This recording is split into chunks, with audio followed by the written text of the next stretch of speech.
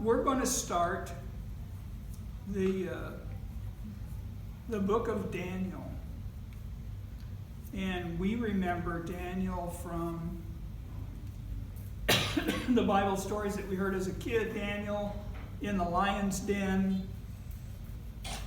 And but we really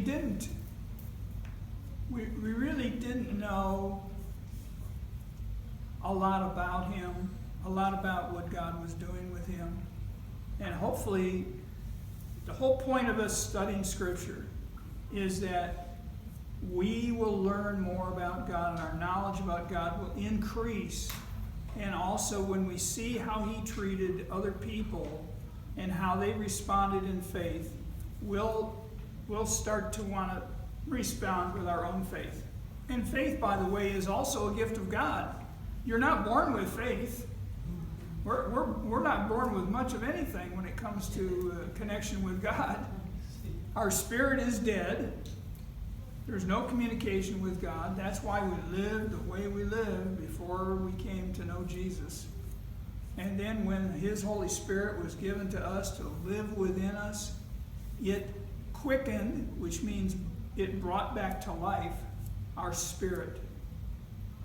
So that's when, and I'm speaking from my own experience. When I was not saved, when I did not reach out to Jesus for forgiveness, I tried to read the Bible. And the Bible itself says it seems as nonsense to those who are perishing. And I was perishing. If I would have not stayed, if I would have kept on going the way I was going, I would have perished. So the idea is that God has that infinite, first of all, he has infinite love for all of us. That's that overworked, it's not overworked, but it's said so much, John 3:16. For God so loved the world, not just the people that go to church, not just the people of some nationality. God so loved the world that he gave who did he give? His only begotten Son, that those that would believe in him should not perish, but would have everlasting life. That's the promise. And it's given to anybody who's willingly wants to accept it. So here's Daniel. Now I want you to think about this a little bit. This is in like 500 and 600 BC. So even before, we used to say before Christ, now they say before the Common Era because they want to take God out of everything. This is a long, long time ago. And I start off by saying, so that we have some kind of an idea, because this is about the time when Daniel and his friends were taken captive and taken from Israel across the desert to Babylon, which today is modern Iraq, okay, on the Euphrates River. There isn't, and I'll say something else about this. There isn't a village or a town that has remained under the control of the same people group. Now, once Israel was given their land and they came back to their land from where they were sent, then there'll never be anybody that will be in control of Israel. That's God's promise. So I'm talking about the rest of the world. Because you know what happens. You have a town, you have a city, you have a province. The same thing is going on right now with Ukraine. It's on the border of Russia. Russia wants to take it over and engulf it and have it be to where Ukraine doesn't exist. So that fits exactly what I'm saying here. No city, no province or village stays in the because a more powerful adversary comes along and gobbles it up. And then they change the name. You look at old maps and you don't even recognize the names of these places because they've changed depending on who conquered them. There will always be rulers that think that they can somehow, by their own strength, rule the world. We've got all those people. They have illusions of grandeur. They have illusions that they're going to be able to take over the world. And whether it be Hitler or modern day Putin's, I think, feeling that way. So, positioned along the Euphrates River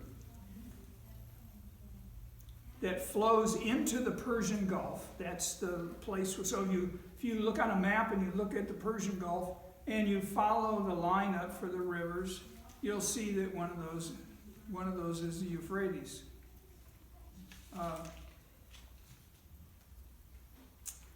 But flowing down into the Euphrates River to the Persian Gulf, there was once a village, a small village,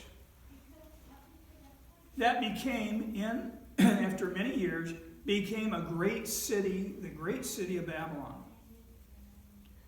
Many different cultures had taken their turn at trying to rule this area, but it took a particular Assyrian ruler to bring that into prominence. In other words, there had to be somebody with a vision that would come along and because it's on the Euphrates, that makes it a fairly valuable, it's like a riverfront property today even. These people ruled for more than a century, so over 100 years, as the Neo-Assyrian Empire. And Neo means new, which means there was an Assyrian Empire before that, but now there was going to be a Neo-Assyrian Empire.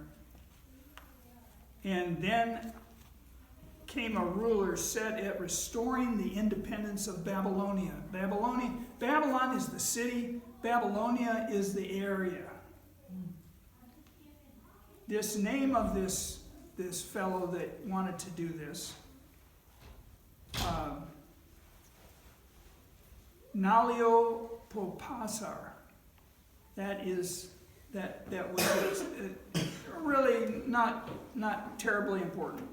He was the founder and the first king of the Neo-Babylonian Empire. So he came in, he said, we're gonna take care of these Assyrians, and we're going to bring freedom and independence to Babylonia.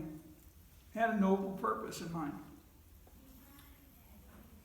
From 626 BC until his death in 605, his rebellion, the rebellion that he started, led to the complete destruction of the Assyrian Empire.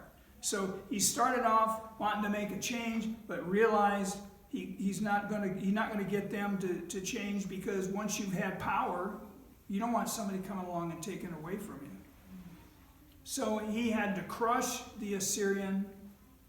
The interesting thing about Assyria was that their headquarters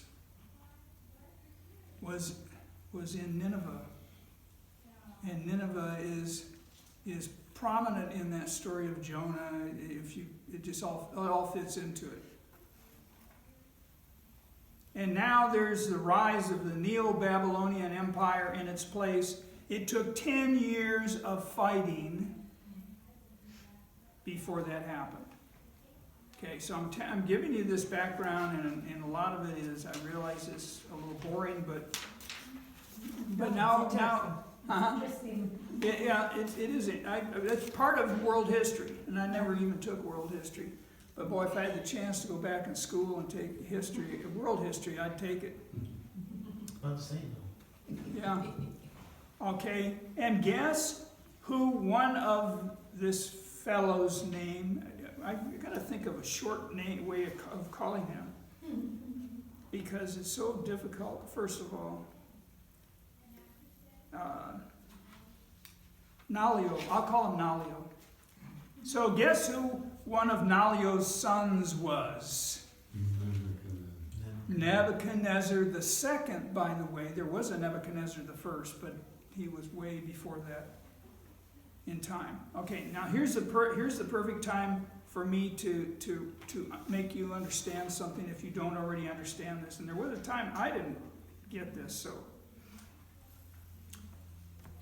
There is a zero time between BC and AD, right? There's a time when we started calculating the years from zero.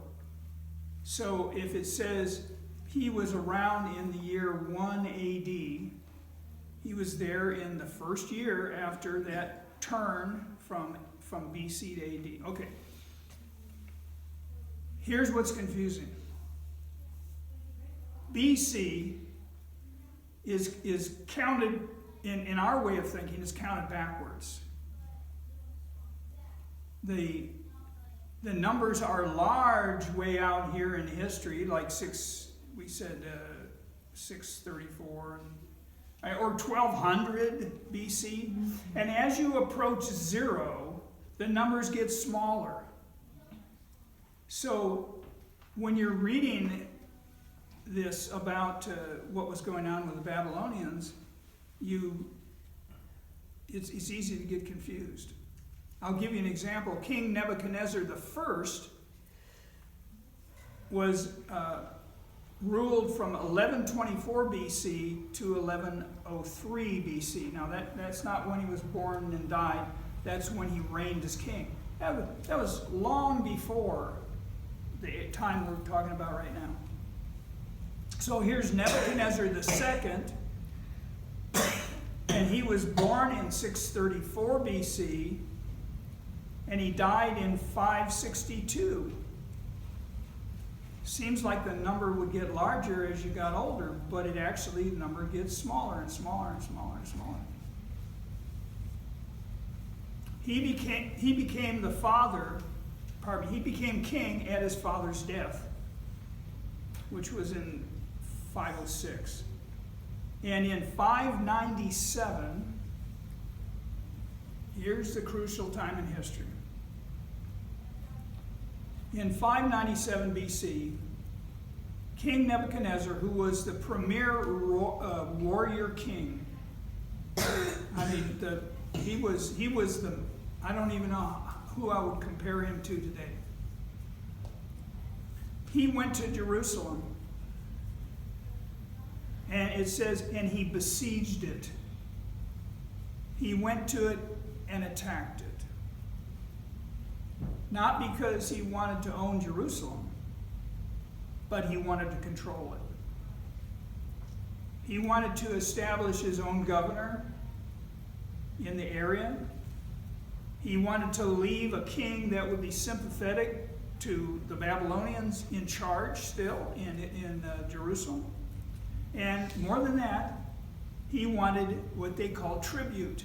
He wanted money to be sent from Jerusalem back to Babylon, I don't know, once a month or however they did it. So that's what he was about. Now, in verse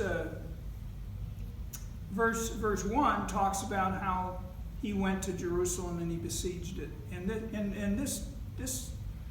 these were fortified cities. Even Jerusalem had immense, tall walls.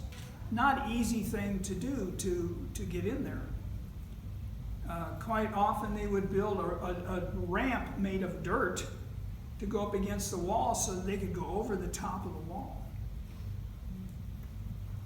Jehoiakim was the king of Judah then. He was in his third year of his reign. But the Lord delivered him into the hands of Nebuchadnezzar. Nebuchadnezzar did not want anybody to be in this city that he's conquered that wasn't sympathetic to his cause. He wanted, and if this person was a rebel or was listening too much to what his generals had to say, he'd get him out and he'd replace him with somebody weaker that he could control. Gosh, this sounds really modern, doesn't it? Right. So in verse 2, it says that he brought articles from the temple of God, bronze and gold items, everything of value, out of the temple. And he also took along with him important people from the royal household. These would be the people that were intelligent, they were well educated, they had an ability to learn, and he took those along with all these articles, and they, with carts and however they did, but the people walked. Walking was really big in those days. These these articles were carried off to Babylonia, and they were put in the treasure house of the god of Babylon, and his name was Marduk. M-A-R-D-U-K.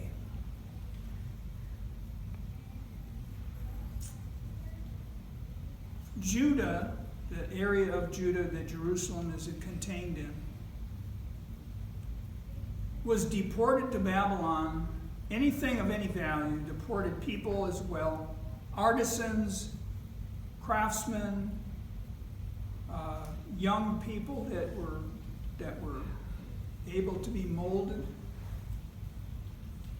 In three separate deportations, 3 times. The first one we just talked about. There were 2 more. The last one, he ended up. Jerusalem was rebelling so badly against him that he just destroyed the city. Gone. Now, why? Was this because the king of Babylon Nebuchadnezzar was so hungry for power that he just saw Jerusalem as being just another place to conquer? He wanted to conquer the whole world. I don't think so. Even Nebuchadnezzar once said to Jeremiah, who was a prophet at the time, "Your God has told me to do this." Why? Because you guys have turned your back on God, and He is turned me on you. Because Jerusalem disobeyed God's word regarding covenant keeping.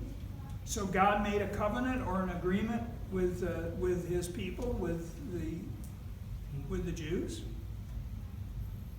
about the Sabbath years, and that we know the Sabbath day, but we're talking about the Sabbath years. They were supposed to let their ground sit empty so the ground could rejuvenate itself. Today we fertilize the ground to accomplish that same thing.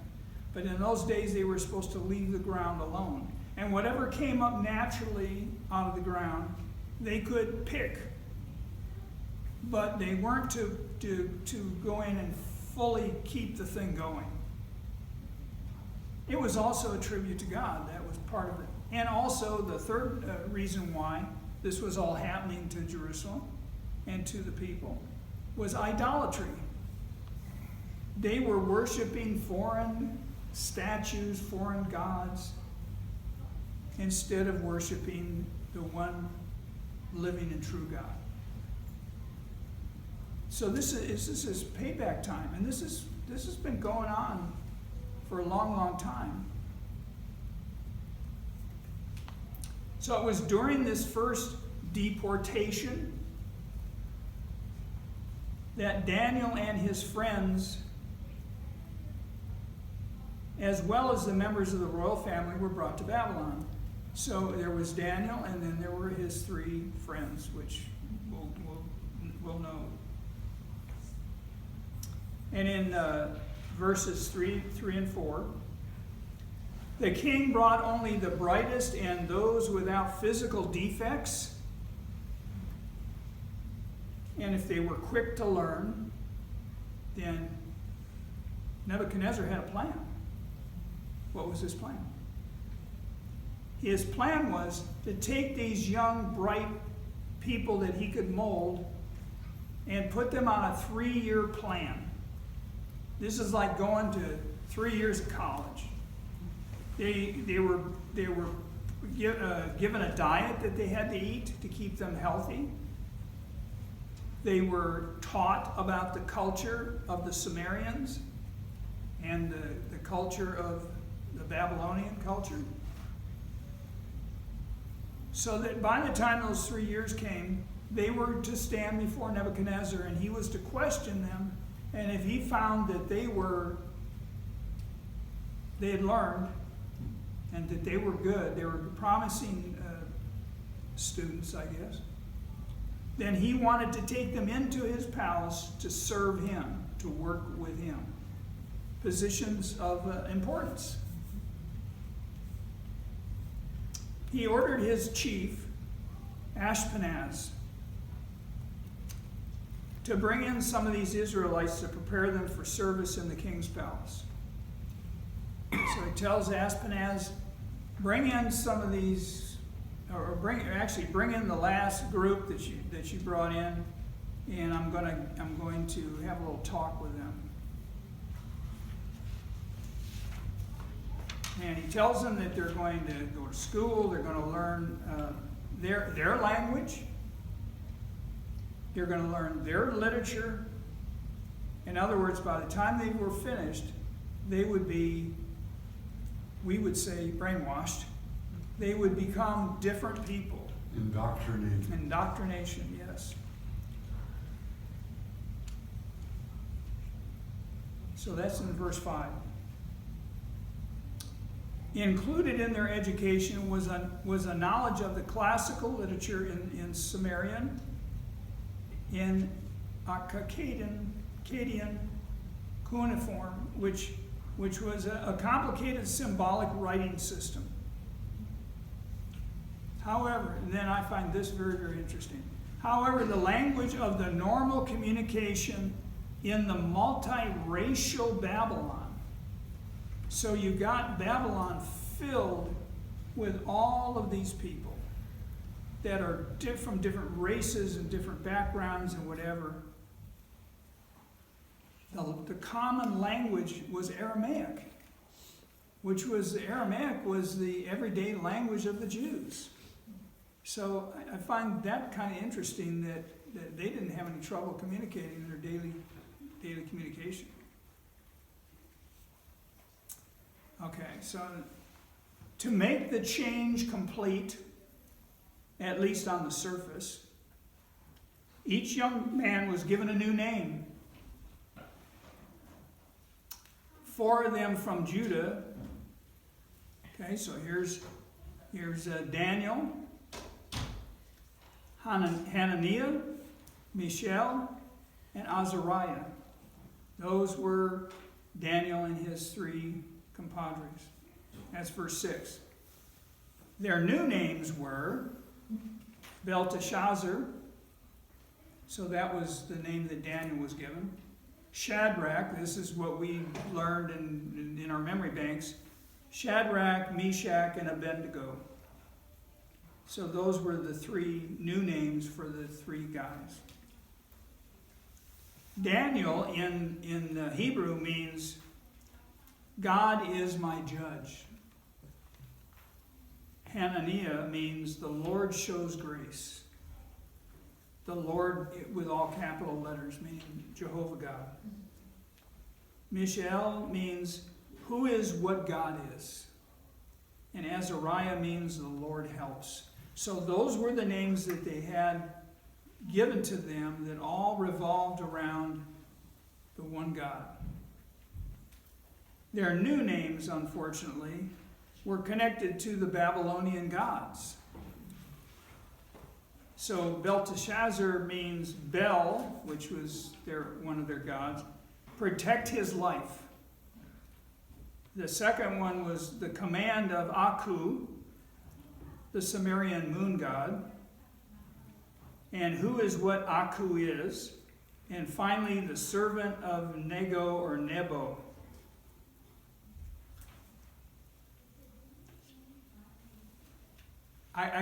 I get the impression that, I mean, they all knew who they were. They knew what their names were.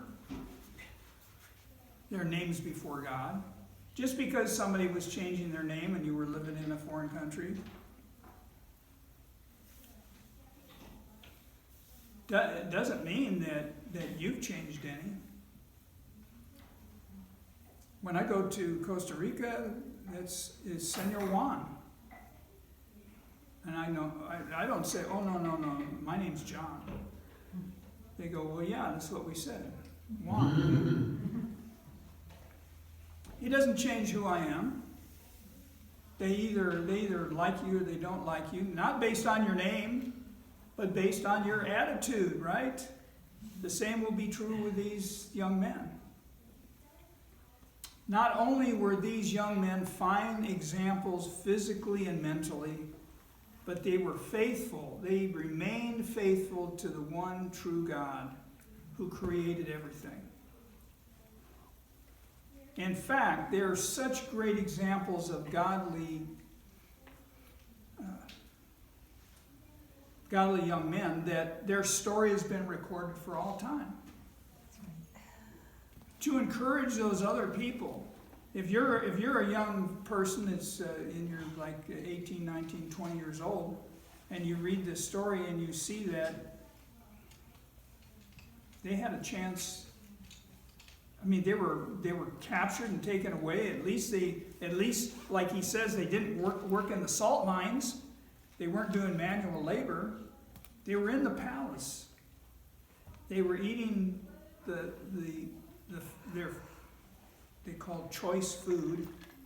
I don't know how choice the food was. But unfortunately, the things that they were given to eat, and we're going to go into this next week, stuff that they were given to eat had been offered to their gods, to the Babylonian gods. And they didn't want to defile themselves by eating that food. So I don't want to give away all of that.